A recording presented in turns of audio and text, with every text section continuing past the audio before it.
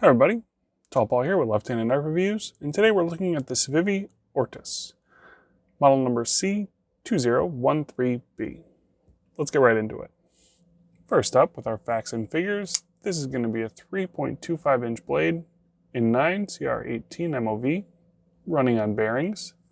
The scales are made from FRN and are affixed to stainless steel liners, and the handle measures right in at 4¼ inches. At the time of this review, this knife sells for $39.95 on Blade HQ. I'm going to put some items on the table as the actual dimensions of the blade will appear on your screen. First up, we have our Dixon Ticonderoga pencil, unsharpened. Next up, we have our Spyderco Paramilitary 2.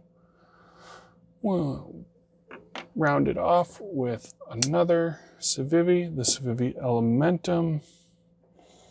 And last up, we will put our Ontario Rat Model 2 in D2 steel. Next up, we'll talk about Larry and my experience while using the knife. The Ortis was nice to use. The FRN is textured decently, and the scales are well shaped, leading to a nice feel in the hand. The size of the handle gave enough room for our hands, and we were able to hold the knife a few ways comfortably. This knife deploys really well with a flipper tab and has a really good lockup. There is an opening hole, but we did struggle to use it with a lot of success. The knife overall was pleasant to carry for review. Let's take a look at what the Ortis succeeded at. The finish on this knife is really good.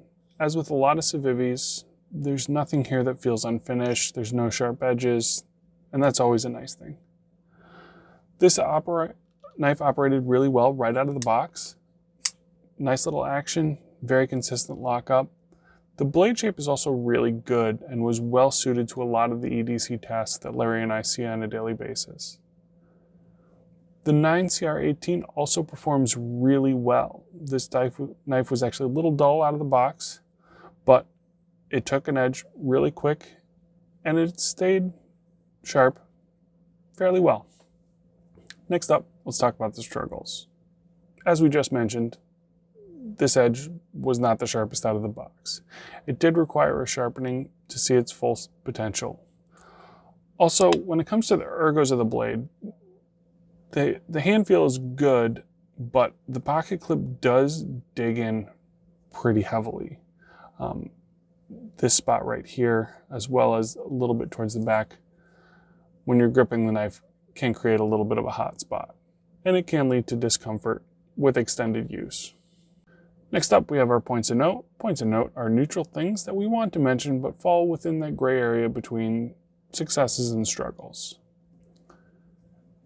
The pocket clip is a nice deep carry pocket clip. There is no lanyard hole, but there is actually a little spot that you can put a lanyard around one of the standoffs and a little hole in the back spacer to do so. There's no jimping on the spine of the blade. The FRN on this knife is actually one of the nicest FRNs that we've dealt with, and it didn't make the knife feel bargain basement-y or cheap in any way. It was nicely done. This is also a fairly light blade, coming in at 2.87 ounces for 3¼ inches of blade is really nice. Next up, we have everything that's left. In part of the review, we talk about everything left-handed. You're able to reverse the pocket clip on this knife. It can go on either the left or right-handed side. This being a flipper knife, it is going to give the exact same experience deploying the knife for a left-handed individual as a right-handed individual. This is a liner lock, so we are going to see the normal left-handed liner lock problems.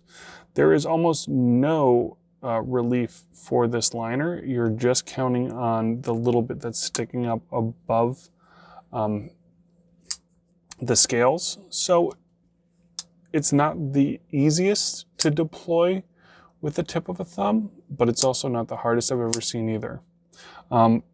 With that cutout, both a right or left-handed individual has almost the exact same experience while trying to use the thumb hole. The thumb hole itself, I don't think was ever meant to be used. Just due to the shape of it and how close the scale actually comes to the edge of it, getting any part of your thumb in there to deploy the knife is difficult to the point of impossible.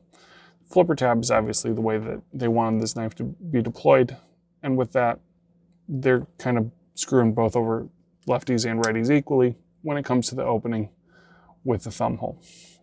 All right, let's talk about our recommendations and our final thoughts. We recommend this knife for anybody who's looking for a lightweight budget knife. For $40, you're getting a good clip point blade in 9CR18 MOV and some really well done FRN scales. When they do the fiberglass reinforced nylon, sometimes it can, feel like you're playing with a cheap plastic toy. And you do not feel that with this, which is incredibly nice to see. This knife operates well for both left and right-handed individuals as long as you're ignoring the thumb hole. Civivi packs a punch in this price category, and this knife continues their success.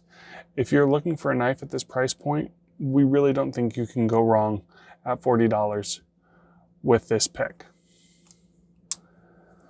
Thank you very much for joining me today. Be sure to subscribe for more great knife content. We'll see you next time.